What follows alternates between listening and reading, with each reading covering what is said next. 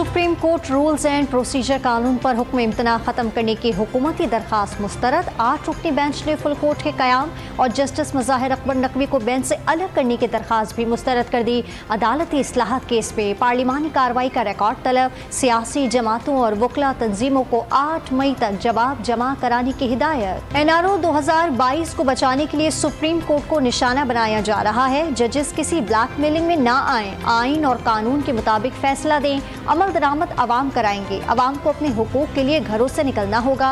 रहनुमा तहरीक इंसाफ फवाद चौधरी की news conference. Maryam Nawaz को झूठे इल्जामात पर बुशरा बीबी की जानिब से कानूनी नोटिस भेजने का ऐलान। हुकूमत और तहरीक इंसाफ के दरमियान मुज़ाकरात का फाइनल राउंड आज होगा। बाहमी रजामंदी से बातचीत का वक्त तब्दील।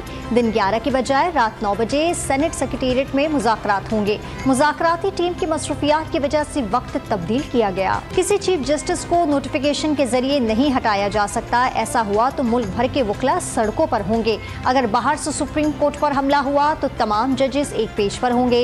एतजाज अहसन का ऐलान। लाहौर में डकैती और राहजनी की वारदातों में मुसलसल इजाफा। 24 घंटों में जराइम की 351 वारदातें रिपोर्ट। मुख्तलिफ कार्रवाइयों में 2 कारें चोरी कर ली गई, 4 मोटरसाइकिलें छीन ली गईं। और महंगाई मजीद बढ़ गई। मार्च के मुकाबले अप्रैल में महंगाई में 2.41% का बड़ा इजाफा।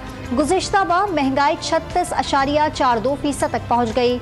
इदारा शुमारियात ने माहाना रिपोर्ट जारी कर दी।